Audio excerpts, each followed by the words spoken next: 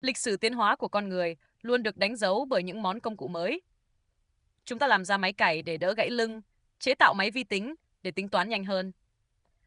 Thế nhưng, nếu có ngày công nghệ hứa hẹn làm cho bộ não của bạn suy nghĩ nhanh nhạy hơn, giữ trí nhớ bền bỉ hơn, phần đông sẽ mặc định gọi đó là bước tiến vĩ đại tiếp theo của nhân loại. Nhưng bên dưới viễn cảnh hào quang của thứ gọi là nâng cấp não, có một câu hỏi lạnh lẽo hơn nhiều. Nếu tâm trí bắt đầu được nhìn nhận như thiết bị điện tử, có thể cắm thêm bộ nhớ và nâng cấp giống như điện thoại, thì điều gì sẽ mất đi đầu tiên? Câu trả lời không hẳn là quyền riêng tư. Thứ đầu tiên chết đi chính là cảm giác rằng phần sâu thẳm nhất bên trong bạn là vùng đất ẩn mật, bất khả xâm phạm và không phải món hàng chờ được thuật toán tối ưu hóa. Cơn sốt quanh các công nghệ giao diện não máy đang được tô điểm bởi vô vàn lời hứa nhân đạo. Ban đầu là để giúp bệnh nhân liệt tứ chi điều khiển màn hình máy tính chỉ bằng ý nghĩ.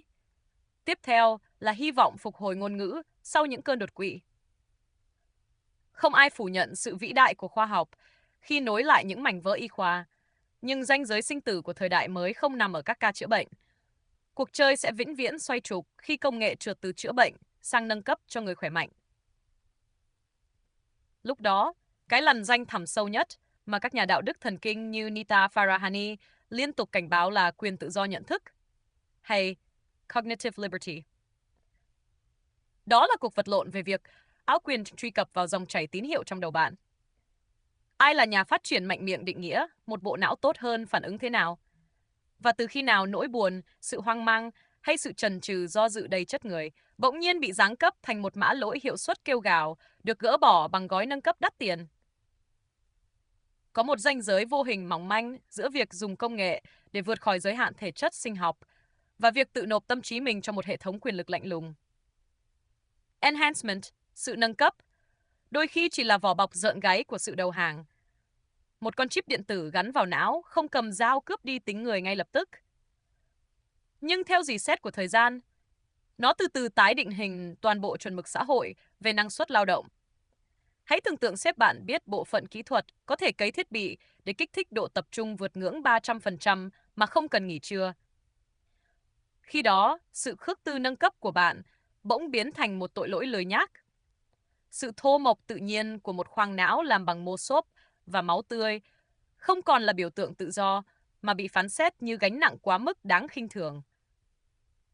Và khi điểm tới hạn đó chính thức bị phá vỡ, đó là lằn ranh thật sự của The Human Threshold. Cú đảo chiều của công nghệ này không lấy cắp trí nhớ của bạn, mà nó từ tốn bòn rút đi đặc quyền được sống chậm chạp. Lấy cắp đi quyền được làm một sinh thể nhiều lỗi lầm, quyền không bị đẽo gọt, khắc nghiệt theo chuẩn đầu ra của dây chuyền máy móc.